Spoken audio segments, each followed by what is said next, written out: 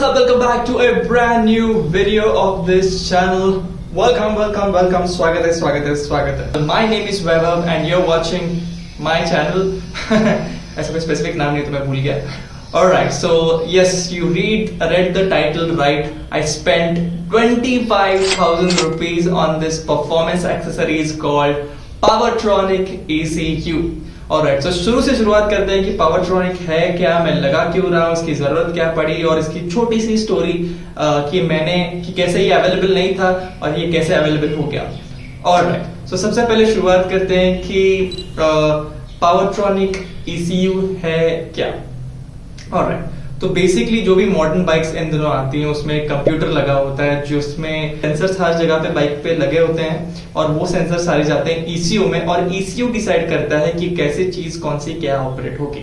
Alright, तो ये हो गया बाइक का कंप्यूटर. अब आते हैं पावरट्रॉनिक ECU यानी पावरट्रॉनिक कंप्यूटर पे.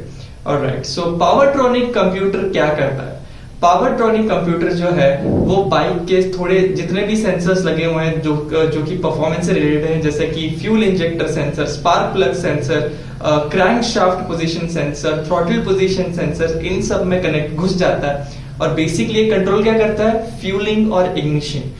ऑलराइट, तो बेसिकली क्या होता है, हम जोर से थ्रॉटल जब खोलते हैं तब सेंसर्स जो है वो ECU को बताता है कि भाई इसने जोर से थ्रॉटल खोल दिया तो तुम इतना पेट्रोल डालना, उसमें इग्निशन टाइमिंग ऐसा रखना ताकि वो फ्यूल इतनी जोर से ज्यादा बर्न हो और पिस्टन जो है जोर से घूमे और हमको स्पीड जो है लीनियर या एग्रेसिव हो जाए उस फ्यूल इग्निशन टाइमिंग से और वो पेट्रोल के फ्यूल इंजेक्टर से. बेसिकली ये इग्निशन और फ्यूलिंग को कंट्रोल करता है पावरट्रॉनिक. और ये कैसे कंट्रोल करता है, तो ये बाइक के कंप्यूटर को बताता है कि भाई तू क्या करना, तू चीजें सही कर रहा था, बस जब थ्रॉटल घुमाते हैं और वो आरपीएम मीटर 1000, 2000, 3000, 4000 ऐसे जाता है और तू जिस तरह से फ्यूल डालता है, एयर डालता है, जैसे इग्निशन तू करता है कि भाई इतना तूने 10% फ्यूल डाला और तूने 50 या 90% तूने इग्नाइट किया उसको, तो तू ऐसा मत करना, तू कुछ ऐसा करना ताकि वो ज्यादा से ज्यादा बर्न हो और ज्यादा से ज्यादा बाइक को पुश मिले.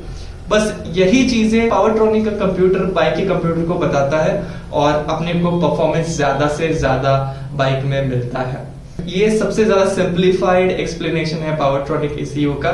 तो काइंड ऑफ हम लोग ECU ट्यूनिंग ही कर रहे हैं यहाँ पे विदाउट कटिंग और tampering the existing computer of the bike. तो बाइक के कंप्यूटर को बिना कुछ किए हम लोग एक्सटर्नल कंप्यूटर से इंटरसेप्ट या क्या बोलते हैं मीडिएटर बन के पावरट्रॉनिक उसको जो सिग्नल्स है वो थोड़े बहुत इंस्ट्रक्शन जो है वो चेंज कर देता है.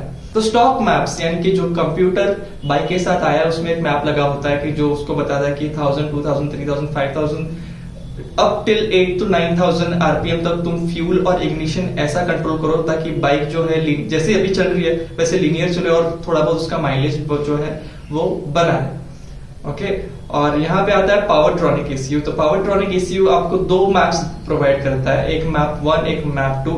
जो इनका मैप 1 है वो उन्होंने ऐसा ट्यून किया गया है कि आप जब सिटी में चलाओगे तो सिटी में यूजुअली हम ट्रैफिक में फंसे होते हैं, यहाँ पे हमको इनिशियल पुश की थोड़ी सी जरूरत होती है. ज्यादा से हम लोग 50-60 के ऊपर हम लोग जाते नहीं है, तो बस जो 2000 टिल 4 to 5000 RPM तक वहां पे उन्होंने फ्यूल और इग्निशन को ट्यून किया गया है. उससे ज्यादा मैप 1 में ट्यूनिंग आपको टॉप एंड परफॉर्मेंस नहीं मिलता, बस लो रेंज और मिड रेंज परफॉर्मेंस मिलता है. इसलिए मैप 1 आप सिटी में यूज करोगे. जब मैप 2 पे आप स्विच करते हो तो वहां पे लो रेंज और मिड रेंज का परफॉर्मेंस इंक्लूडेड है, प्लस जो टॉप एंड है performance 7000, 8000, 9000 up to till 11000 RPM जो है वहां पे भी वैल्यूज ट्यून की गई हैं इग्निशन और फ्यूल इंजेक्टर की, ताकि वहां पे भी परफॉर्मेंस आपको बहुत ज्यादा मिले.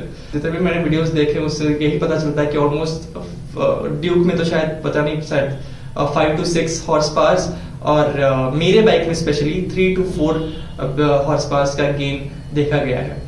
तो हर बाइक्स के लिए ये पावरट्रॉनिक ECU स्पेसिफिक आता है. आप उनके वेबसाइट पे जाके देख सकते हो कि आपके बाइक के लिए ये बना हुआ है कि नहीं बना हुआ है. मोस्टली Husqvarna, बजाज, KTM, बेनेलिस के 2-3 मॉडल्स और निंजा भी है, Kawasaki, जिनके लिए ये इन्होंने ट्यूनिंग की गई है. इन बाइक्स के लिए इन्होंने ऑलरेडी ये डिवाइस ये ऑप्टिमाइज्ड है और 2 मैप्स के साथ ये आता है. इतना ही नहीं, आप खुद का भी मैप डिजाइन कर सकते हो. उसमें जो वैल्यूज वहां पे दी गई हैं वो उनको भी चेंज करके आप खुद के ड्राइविंग स्टाइल या राइडिंग स्टाइल के हिसाब से फ्यूल और इग्निशन को टैम्पर कर सकते हो। मुझे थोड़ी बहुत इन्फॉर्मेशन समझ में है, लेकिन उतना मैं एक्सपर्ट नहीं हूँ कि उस वैल्यू को चेंज करके मैं डिसाइड करूँ कि मुझे कितना क्या फ्यूलिंग चाहिए, तो मैं तो उसको हाथ नहीं लगाऊंगा। बेंगलोर बेस्ड कंपनी रीस डायनामिक्स ने बनाया है। सो वो वर्ल्ड वाइड शिपिंग करता है इस प्रोडक्ट का, तो आप दुनिया के किसी भी कोने में रहते हो आप ये ECU मंगा सकते हो, and the Powertronic team will help you with the ECU installation से लेके परचेस तक या टेक्निकल सपोर्ट तक। जो सिंगल सिलेंडर बाइक्स आती हैं उनका पावरट्रॉनिक ECU की प्राइस उन्होंने शायद 17,000 to 18,000 रखी हुई है, और अगर आप मैप स्विच अलग से आपको परचेस करना पड़ेगा अगर आप मैप 1 या मैप 2 में स्विच करना चाहते हैं। अगर आप वो नहीं परचेस करते तो जो मैप स्विच का पोर्ट उनके वायरिंग हार्नेस में आता है वो आपको शायद एम्प्टी रखना पड़ेगा, तब आप वो मैप 2 तब बाइक आपकी मैप 2 में ही चलेगी हमेशा। स्विच के लिए अलग से पैसे खर्च नहीं करना चाहते। In my case, I've bought the switch also and the ECU also. So double parallel twin cylinders bike के लिए जो ECU का प्राइस है वो थोड़ा सा ज्यादा है, तो इसलिए मेरा जो था वो 23,500 को था, और जो 1500 का मैप स्विच था वो मिला के 25,000 इसका कॉस्ट बनता है, which is way more costly. और मैं आपको एक चीज बता दूं, इसकी जरूरत नहीं है अपग्रेड करने की। फिर आप अपने बाइक से खुश हो, स्पेशली मैं अपनी बाइक से खुश था।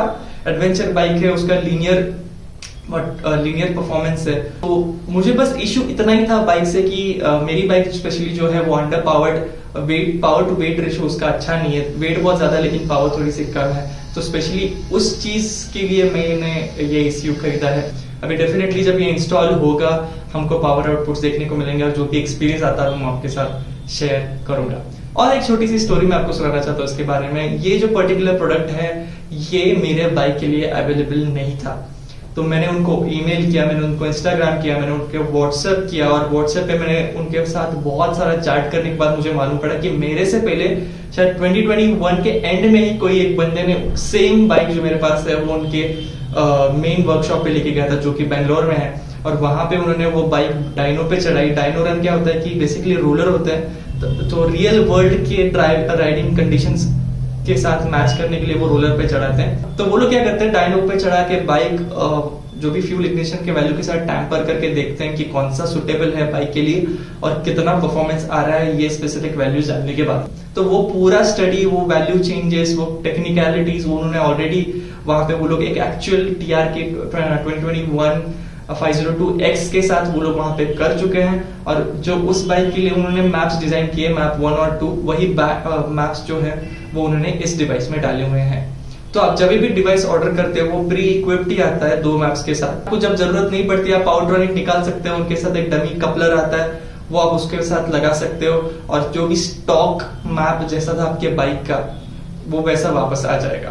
तो आपको कहीं पे भी लगता है कि आप उस डिवाइस के साथ बहुत ज्यादा एग्रेसिव राइडिंग हो रहा है आपका और माइलेज काफी ज्यादा ड्रॉप हो रहा है, तो आप वो पावरट्रॉनिक निकाल दो और उनका कपलर लगा दो, तो वापस से जो भी मैप फैक्ट्री से आया था वो उस पे चलेगा। तो आई वुड सजेस्ट कि आप जो भी है, अगर मैं कोई एडवाइस आपको नहीं दे रहा कि आप अपने बाइक में इंस्टॉल कराओ, मैं बस अपना एक्सपीरियंस शेयर कर रहा हूँ। लेकिन अगर आप सोचते हैं इंस्टॉल करने का तो basically do your study, do your work and then only install it. Alright, so let's start with unboxing. So first of all, let me show you what I've bought.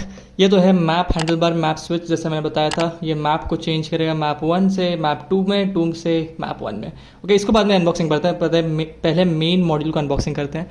Okay, the first impression of the box, let me tell you, the packaging it's outstanding. सच में बोलता हूँ, ऐसा लगता है कि कोई एकदम हाई टेक डिवाइस में अनबॉक्स करने जा रहा हूँ। I mean look at the packaging, it's so good, I can not believe it's so good.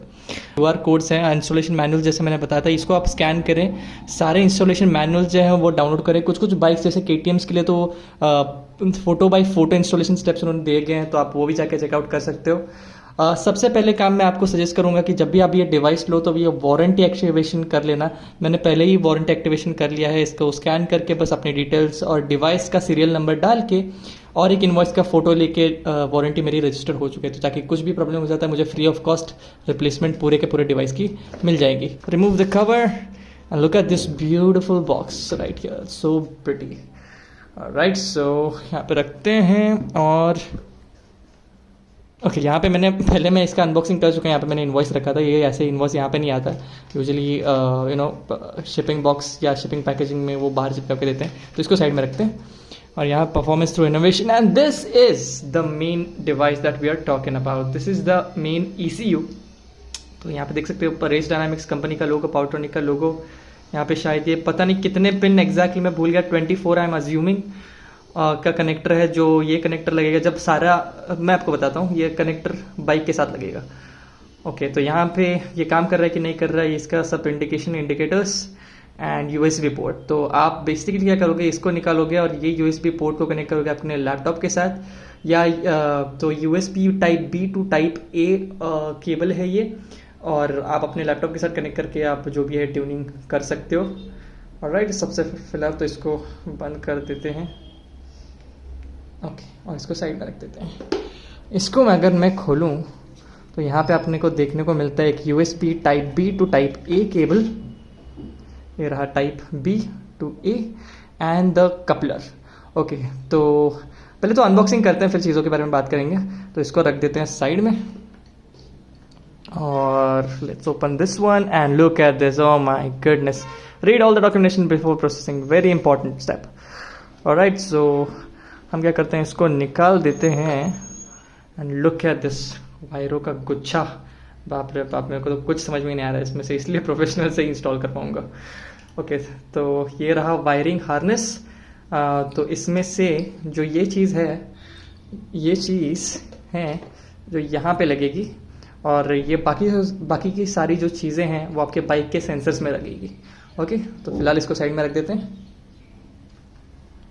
और यहाँ पे हमको क्या मिलता है, यहाँ पे और एक प्लास्टिक का पाउच मिलता है, जिसमें से आप देख सकते हो कि यहाँ पे कीचेन है, जिप टाइज हैं, वारंट टेक्निकल सपोर्ट का कार्ड है। तो इसको मैंने स्कैन किया था, वारंटी रजिस्टर की थी, और इसको खोल ही देते हैं। बेसिकली मैं आपको दिखा देता हूँ। So this is a quick start guide. I suggest कि आप पूरा का पूरा पढ़ लो, वारंटी कैसे काम करती है और कैसे क्विक स्टार्ट काम करता है, और हैंडल बार स्विच कैसे इंस्टॉल करना है। ये क्विक शिफ्टर भी प्रोवाइड करते हैं। क्विक शिफ्टर का मुझे आइडिया नहीं है कि इंस्टॉल कैसे होता है, ये काम कैसे कर सकता है, और मेरी बाइक पे करता भी है कि नहीं करता क्योंकि फैक्ट्री से तो क्विक शिफ्टर फीचर है नहीं अवेलेबल, तो I don't know this part. Handle bar, map switch and Powertronic ECU के बारे में यहाँ पे दिया गया है कि ये, हाँ देखा मैंने बोला था, 24 पिन मेन करेक्टर है, और ये मैप 1 रेस मोड है, मैप 2 रेस प्लस मोड है। जनरल इंस्ट्रक्शन दिए गए हैं, पार्ट्स बताए गए हैं कि यहाँ पे क्या क्या दिया गया है। बाइक वायरिंग हार्नेस है, ECU है, USB केबल है, जिप टाइज हैं, वारंटी गाइड और ये सब एटसेट्रा एटसेट्रा। आप ये पूरा पढ़ लेना मैं सजेस्ट करूँगा, जब तक समझ में ही नहीं आता तब तक पढ़ते रहो। अगेन अगर आप वर्ल्ड से कोई और कॉन्टिनेंट से खरीदते हो तो नॉर्थ साउथ ऑफ अमेरिका के लिए support number, India, Bangladesh, Bhutan के लिए, और रेस्ट ऑफ द वर्ल्ड के लिए, या तो ईमेल, इंस्टाग्राम एटसेट्रा। तो इसको रखते हैं साइड में और देखते हैं कि इसमें और क्या क्या है। तो इसमें जो है वो है this card, again the support card. इसको स्कैन करो और वारंटी रजिस्टर करो, and you see lot of stickers जो मैं अपने टॉप बॉक्स पे लगाऊंगा, बाइक पे लगाऊंगा। I don't understand what is this. तो ये मैं नहीं समझ पाया कि ये चीज़ क्या है, प्रोबेबली कुछ उसके वायरिंग हार्नेस का ही हिस्सा होगा। और ये जो है ये क्या बोलते हैं, फीमेल टाइप ये USB टाइप A से C कनेक्टर है। तो बेसिकली आप क्या करोगे कि अगर आपको फ़ोन में भी इनका एप्लीकेशन आता है तो फ़ोन से कैसे कनेक्ट करोगे। तो बेसिकली आपको क्या करना पड़ेगा कि इसको फ़ोन से कनेक्ट करने के लिए पहले ये केबल इससे कनेक्ट करनी पड़ेगी, और ये जो चीज़ है ये यहाँ कनेक्ट करनी पड़ेगी, और ये चीज़ है वो आपके फ़ोन के साथ कनेक्ट करनी पड़ेगी। हालांकि मैंने ये ट्राई कर चुका हूँ, कनेक्ट हुआ नहीं, मे बी क्योंकि मोबाइल की बैटरी जो है वो इसको पावर नहीं देती, और लैपटॉप से जब मैंने कनेक्ट किया था तब ये चल गया। I'll cut to the part where I connected this ECU to my laptop. Okay, so this is how we connect the device to the laptop. USB B to A cable आपको बस अपने laptop में plug in करनी है, and then on the screen you have to download one software from the Powertronic website which I'm going to show you. Just open the Chrome. I'll leave this link in the description, और यहाँ पे जाके बस ये software download कर लेना। तो मेरे केस में क्या था कि एक ड्राइवर भी लगता था कि आपका जब डिवाइस कनेक्ट होगा तो वो रिकग्नाइज़ कर पाए कि वही डिवाइस कनेक्टेड है। तो ये ड्राइवर सिलिकॉन लैब से मेरे लैपटॉप में इंस्टॉल नहीं था। इसकी भी लिंक मैं डिस्क्रिप्शन में दे दूंगा अगर आप भी अपने डिवाइस को कनेक्ट नहीं कर पा रहे। तो आफ्टर इंस्टॉलिंग दैट पर्टिकुलर क्या बोलते हैं software, just open the device manager and connect your device, open the device manager of your laptop and then expand the port section और देखो कि कौन से कॉम पोर्ट पे डिवाइस कनेक्टेड है। मेरे केस में जो है वो COM6 पोर्ट है, तो I just need to open the RTune software and on the top right corner पे मुझे बस वहाँ पे COM6 पोर्ट कनेक्ट सिलेक्ट करना है और राइट साइड का आइकॉन दबाना है ताकि to connect the device. Just wait for 1 or 2 seconds and I'll be able to see कि that it's connected. Yep. और यहाँ पे लेफ्ट साइड में आप देख सकते हो कि map one fuel, map 1 spark, map 2 fuel, map 2 spark. इसका मतलब ये मैप 1 के लिए जो ट्यूनिंग की गई है वो नंबर्स आप देख सकते हो कि 1000 अप टू 4000 RPM तक कैसे ट्यूनिंग उन्होंने की गई है। और स्पार्क प्लग पे क्लिक करोगे कि तो कितने डिग्रीज़ यहाँ पे चेंज किए गए हैं स्पार्क प्लग के टाइमिंग में। तो इन वैल्यू को चेंज करके आप भी you can play with it, but I would suggest कि कुछ भी मत करना। मैं तो फ़िलहाल कुछ नहीं कर रहा हूँ, बस दिखा रहा हूँ आपको कि मैप 1 के सेटिंग्स क्या है और मैप 2 के सेटिंग्स यहाँ पे क्या हैं। तो आप देख सकते हो कि मैप 2 के सेटिंग्स जो है वो हाई परफॉर्मेंस टॉप एंड में भी ट्यून्ड है। तो 0 वैल्यू का मतलब है कि ये ट्यून नहीं है, जो भी फैक्ट्री का है वही है। और अगर पॉजिटिव नंबर है कि जैसे 1 2 3 4 तो इसका मतलब इस पे लोड बढ़ा गया है, इसकी वैल्यू इंक्रीज़ की गई है।